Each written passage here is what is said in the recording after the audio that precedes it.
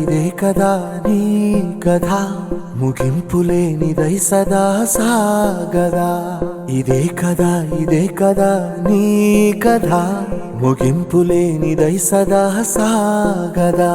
నీ కంటి రెప్పలంచున మనస్సు నిండి పొంగిన ఓ నీటి బిందువే కదా నువ్వెతుకుతున్న సంపద.